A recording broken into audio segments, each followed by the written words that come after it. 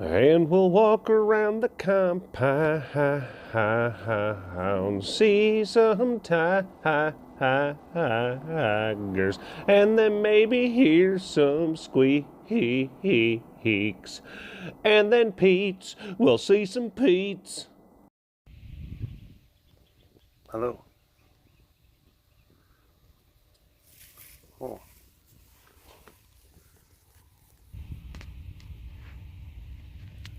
You know, normally you're supposed to sit on the chair. Just waiting for Grandpa Lemur to come around and tell us stories.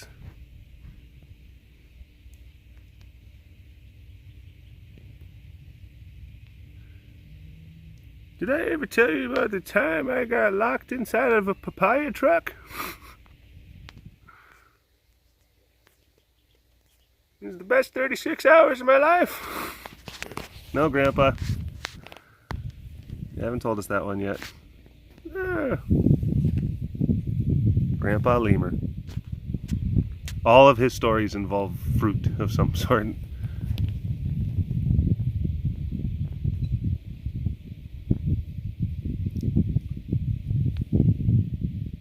I used to have to walk 15 blueberries to school every day. Like, that doesn't even make sense, Grandpa. Oh, look, you can see the toenail polish. Jamie puts toenail polish onto there. Just, oh my God, this is so silly. Just look, oh my gosh. Toenail polish. Because she can tell them apart, but other people can't, such as myself. Like, I can't tell them apart. Oh. Hey, you. Oh, so sorry. Oh. I didn't have treats, therefore I shan't consort with the likes of you. I shan't be seen in public. May sully my reputation.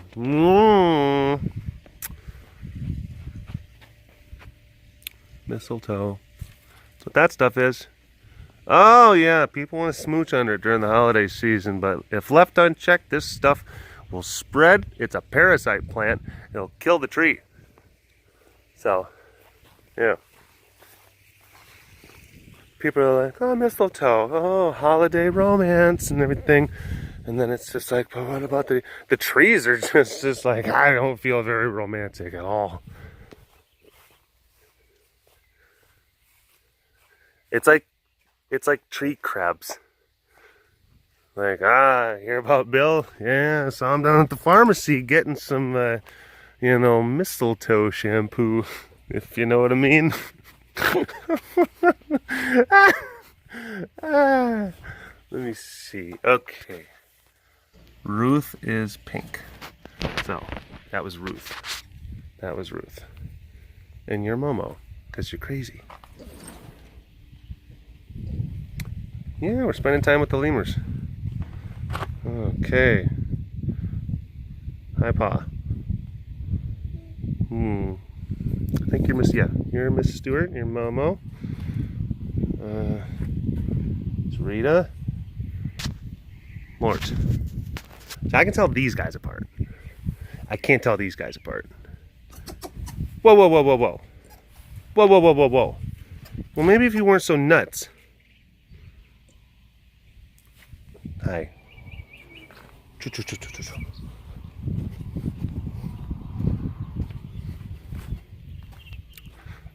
Yeah, I feel better about this one. She'll try to go for my hand. But she knows better because it's hard for her to reach through the chicken wire. But it's not pleasant, it's violent. It's not like, hey, I just want to show you something. And it's just like, ah! I want to end you. We should be together. Someone got a body. I just got done filming the Tuesday. Well, not just got done. I spent a little bit of time getting some very cute footage of Apollo and Lakai inside They're in Clémentville, inside their box. The box, they're in the box. The box is in the lockdown. The lockdown's in the enclosure. It's like a Russian doll kind of thing. Except on the inside, there's 2 cougars, which is nice. Let's go this way. Hello, you big cat lovers out there. It's me, Derek, again. Welcome to another super duper fantastic episode of the walk around the compound webcast. Right there. Right there. Some people don't get excited. Some people don't, you know. So there's like the dirt kind of road, and then there's this gravelly stuff, more dirt. Heidi had a truckload of rock brought in, and Calvin's skid steer, and he was able to flatten all that stuff out. Taught Destiny how to drive it. She was having a lot of fun driving that thing around. But super excited. Truckload of gravel. Even out like some of the ruts in the driveway, in the driving areas. Get rid of some of the potholes, some of the cannabis holes.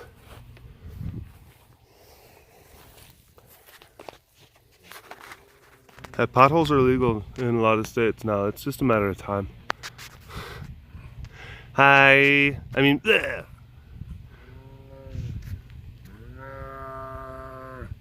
What are you, like some sort of like siren? Causing the sailors to crash into the ships. Basically, it's like some sort of like voodoo mind trick that the Tigis will do, where they try to make it like they use their Tigi calls to influence the minds of men, to make it think that they're actually aesthetically pleasing and cute, so that these men will be will crash their ships into the rocks. Yeah, the sirens. Which is kind of like a funny, because I think it's like it was like Greek sailors who would see like seals and sea lions like off in the distance. That was like some of the genesis of the of that whole thing. So I guess if you see them like way off in the distance, maybe you can sit there and think just like, hey, are there some like really hot like flipper laden like naked ladies over there? And then you get closer and you're like, well, like what the hell is that? That's strange. I don't understand. Maybe. But then also it's like, okay, siren song. Like how does like, oh my gosh. Oh, that's just such a turn on. What were these ancient Greek sailors thinking? What were they thinking? Or Phoenician or whatever. Maybe it was a pre-Greek kind of thing. But I guess maybe it's like, oh, you know, you spend that much time out at sea and like anything seems like it's, you know, palatable. Like, oh, you know, maybe we've been on this boat an awful long time.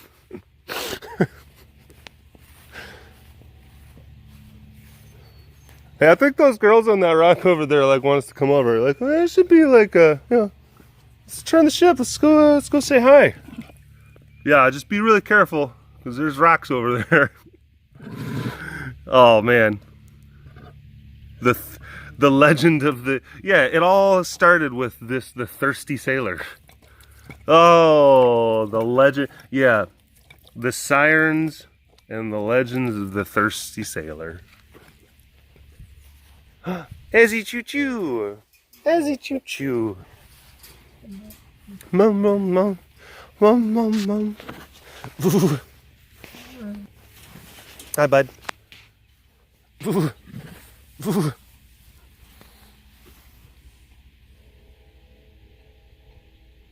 are you sniffing at? Oh, that's weird. Oh, stinky face. Stinky face. Stinky face.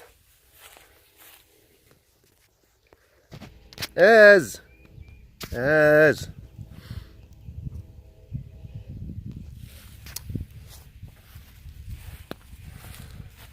Watch that, watch that First Man movie. Oh, I was talking about it in the last one, but then I got sidetracked by Jan. Now I'm getting sidetracked by Ezzie. But first, I thought the movie was incredible. I mean, incredible. Thought it was amazing. One of the best movies I've seen in a long time. And generally well received. I mean, it's generally speaking. Oh my gosh, he might be doing some fun stuff.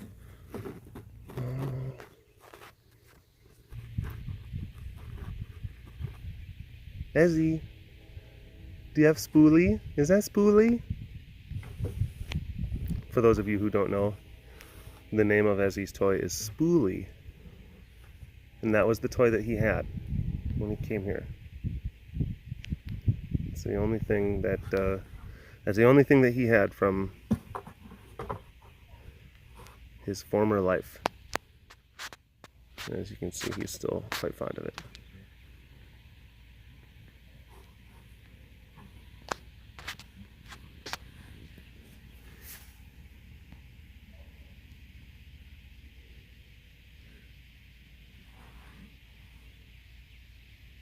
Ezzie. Oh my gosh. You are melting hearts, bud. You're melting hearts. People need their hearts to be in more solid form. They can't have them in liquid form. It doesn't work like that.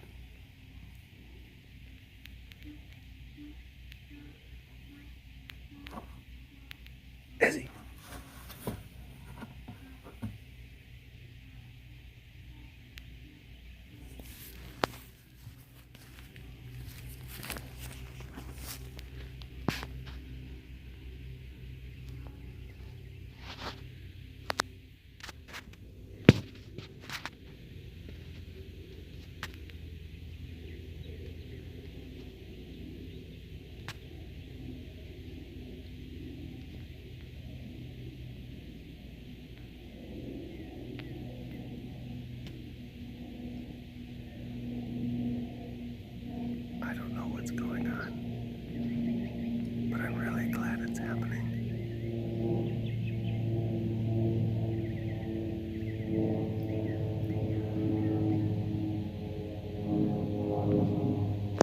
Ezzie.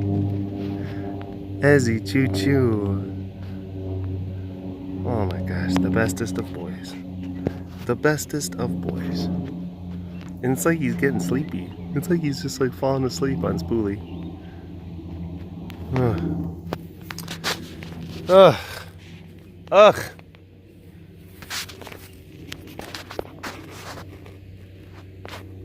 Anyway.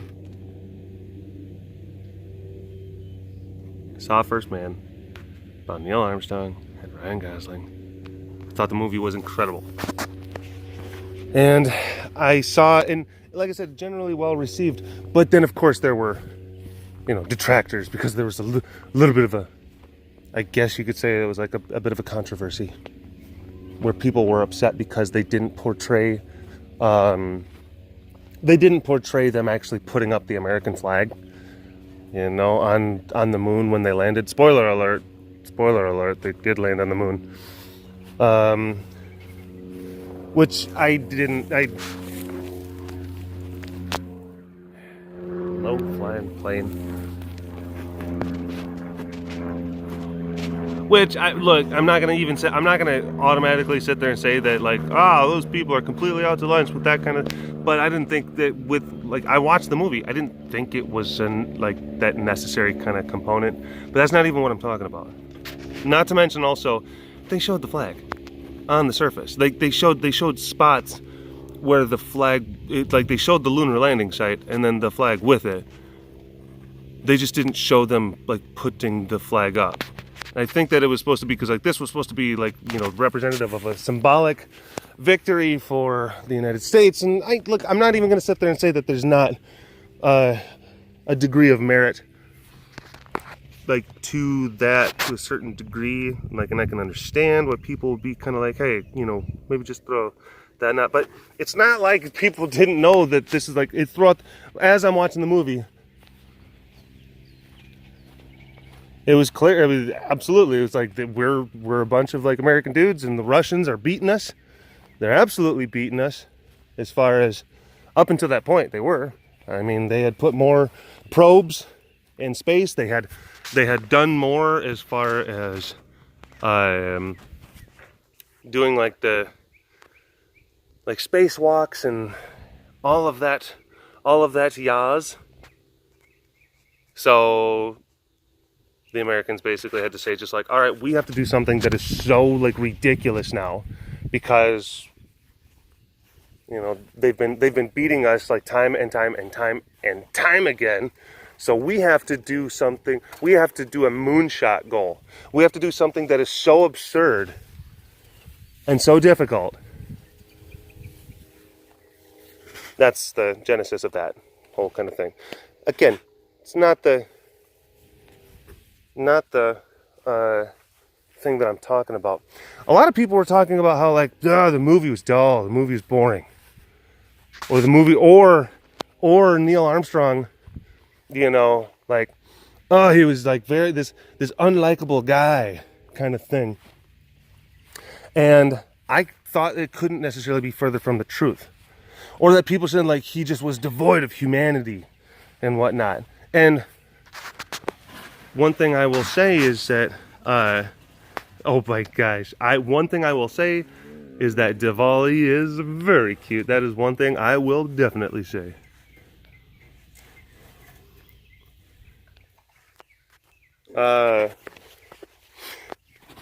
Neil Armstrong, well, because this is the thing, like Neil Armstrong was like, he was very kind of stoic. He was very kind of more calculative. He wasn't like, I'm not going to say that, like, he wasn't certainly a person who was devoid of emotion, but he just, like, he operated in a certain kind of way. Like I said, more stoically. And he wouldn't get into, he didn't do well with matters of, like, the heart. He wasn't, like, so, like, emotionally expressive. Even when he was, I can hear him, he's playing with Spooly again.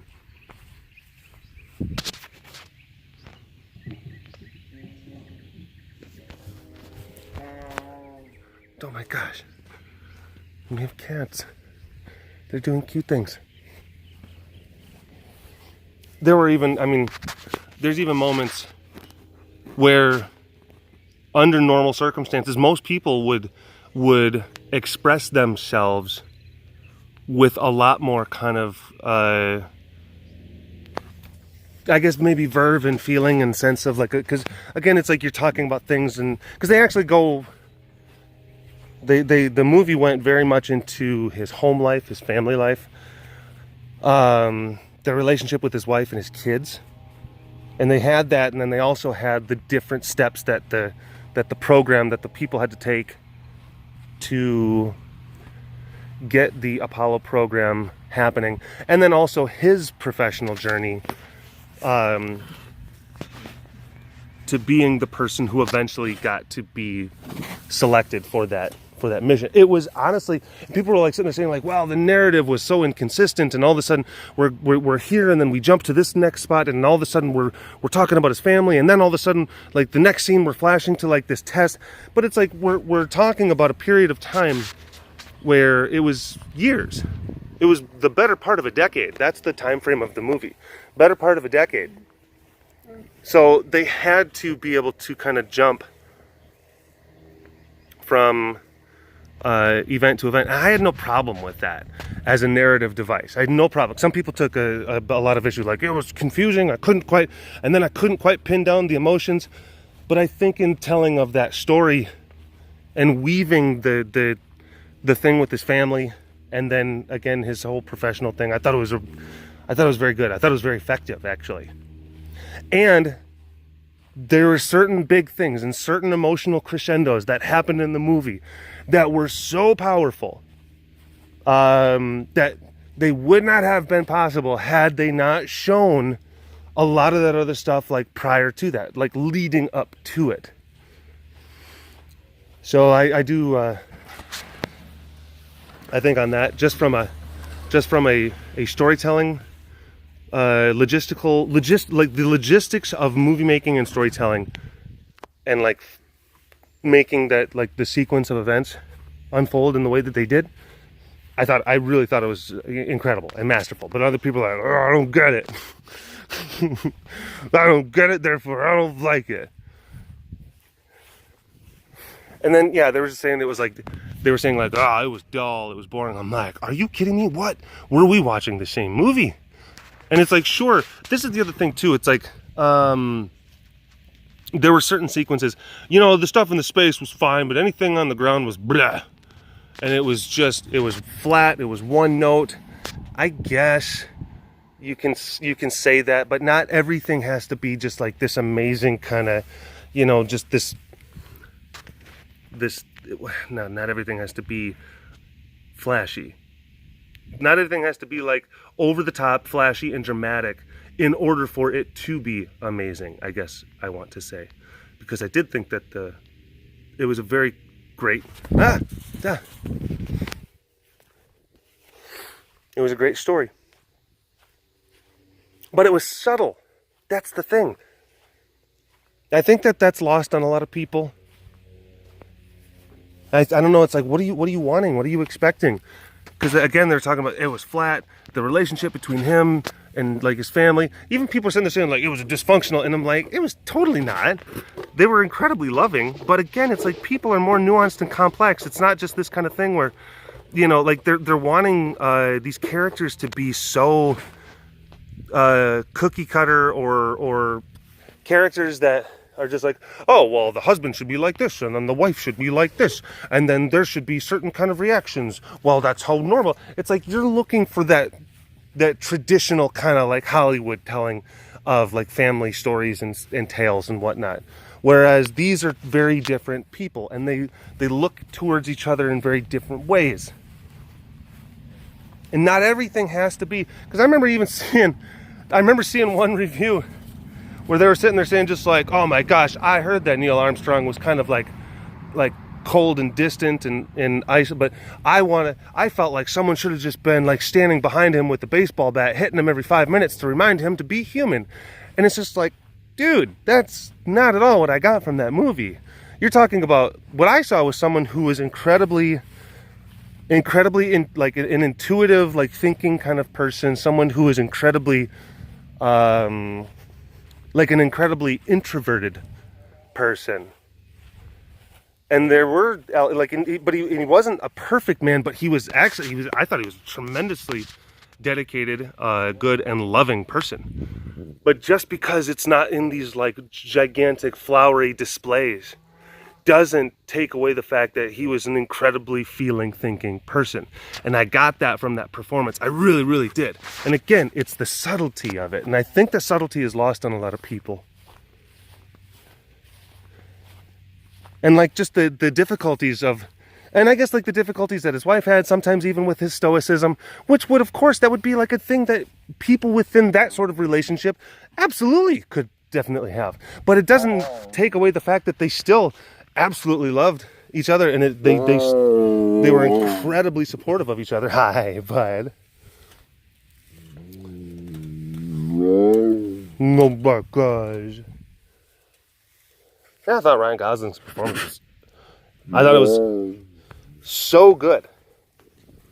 Really good. People were like, ugh, it was boring. And again, it's like, oh, you don't even get it. That there's different things that are happening. Someone who has feeling, you can tell that this is a person who feels a lot of different things, but just has a very difficult time showing it. And is very dedicated and loving towards his family. But again, sometimes just has a difficult time articulating that. Nom nom nom nom nom. And it's like, could you think, at the end of it, like I'm sitting there thinking, like, could you think of a better person to have taken on that task? Honestly. Such a difficult task and such a difficult way, because it's, yeah, the amount of engineering and the amount of thought and the amount of troubleshooting, and that goes into that thing too. Oh my gosh. Again, when you look at it from those perspectives, there's certain things that were happening during some of the final spacecraft operation scenes that were like, I didn't realize like how is this? Why you're sitting there thinking like, why is this so powerful? But it's incredibly emotionally powerful because it's again weighted against all of the different things that happened up until that moment, and it was like I said, it was so good. I thought the haters are dumb. Because again, it's like, what are you expecting? It's like, I thought that there was going to be a lot more kind of just like drama, but it wasn't drama, and it just was so boring. And like, what do you expect? Like some sort of like Rocky kind of thing, like, you know, the moon doesn't have a chance to me. And then like Mrs. Armstrong is like, you can't win against the moon, Neil. You can't. He's like, no, with that attitude. And it's like, what are you expecting? What are you expecting? Oh.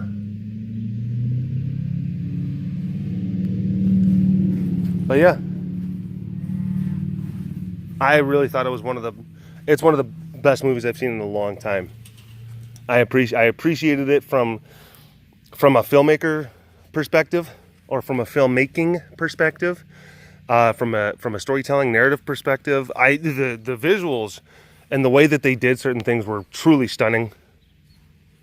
And it was also like it seemed ultra realistic too. And I guess that also because there were certain things that felt very claustrophobic. But I also remember, and here's the thing, I got to go down, as you remember, I got to go down to Houston. I got to visit NASA. I got to see the insides of these things. And it's like, I remember looking at different craft and different suits and different things and being like, yeah, that's what that was. And I sat in different seats of different things, and it's like, it's super cramped, super tight. Your visuals are really not what you would hope that they could be. So you're like looking out these little window things, maybe. It's just, yeah. And they did a great job of that. I think of showing what an experience like that probably would be like. Where you're having to, like, you have such limited kind of vision, you're having to trust your instruments, and you're having to trust, like, the guidance on the radio, and what's not. Hello, JD. Hi there. How are you? Good. You have your big beard. I do have a small beard. No, it's not a small beard, it's a very big beard.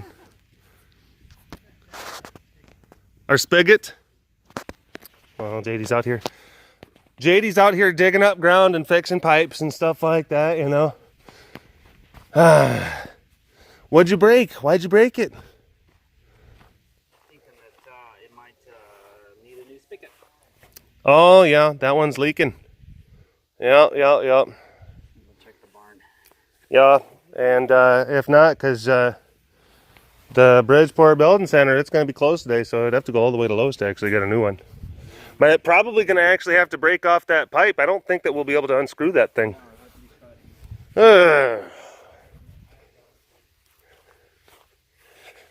The spigot has lost its elasticity. It doesn't spig or ut anymore. Try as you might to turn it to get the water to stop flowing. The water says, no. I shall not be contained. I will continue to flow.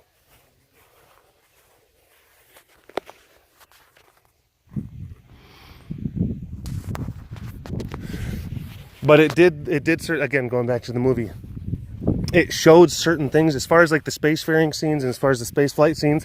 It showed him having to go through like actual issues, actual like real world kind of troubleshooting things as they were doing like test flights and test stuff like prior to, and how he came close to dying like a bunch of times before. They actually did that whole Apollo, you know, the famed Apollo 11. Of course, if you want to believe in that sort of thing, if you're one of the sheeple. I thought it was a fantastic movie. It seemed like it was a very realistic depiction of this individual, and it wasn't trying to go for this like traditional kind of like, you know, again, like this cookie cutter telling of what a Hollywood or what a loving relationship is supposed to look like, because people are different and people look at the world differently. They view things differently. They have different value systems. I think that kind of goes along with how people might want to kind of review movies, or they want to view characters in movies, that they look at the actions of another individual, and then they weigh it against their own system, their own intrinsic sense of values, and their own intrinsic sense of how they would react in certain situations. Whereas it doesn't necessarily mean that what the other person is doing is inherently wrong. It's just different. That kind of goes into like that whole, all the love languages. You guys know about that stuff? Oh, maybe I should dedicate the next webcast to talking about that. Love languages. Getting into that stuff more recently. That's actually been a big help to that old relationship thing. Being able to understand your partner through the way in which they absorb love, and then the way that they project love. And sometimes it's different, and then that sometimes can be the thing that causes like grief. I think also, like, again, people who are negatively viewing something like that, maybe they have a way of looking at the world, and then the characters in that movie don't share the similar kind of, like, and I'm talking fundamental perspectives. Like, some people are a little bit more feeling, some people are a little bit more empirical, some people are a little bit more, but it doesn't necessarily mean that they don't have the capacity for humanity and emotion and feeling. It's just the way that they choose to filter that and express it and absorb it are different. It just is. But then people, they see that and they're just like, oh, it's not like me. That means that's wrong, and therefore that person's just a piece of crap. It's just like, no, it's not how it works. It's not how it works. Either way, I thought it was I thought it was amazing. I want to watch it again. It tremendously powerful in certain parts. Had the tears. And not just like the misty-eyed tears. Like, I had like tears like going down the cheeks at certain points. It was super moving. Hadn't seen a movie like that in a long time. Long time. So I liked it. I give it 3 thumbs up, and I only have 2 thumbs. So yeah, I had to go get another one. That's how much I love this movie. I acquired another one. Alright. Anyway, thanks for watching this episode of the Whacker of the Compound Webcast. Hashtag Dormant in the comment section below. Like and subscribe for all your big cat goodness. And I will talk to you folks later. Bye, y'all.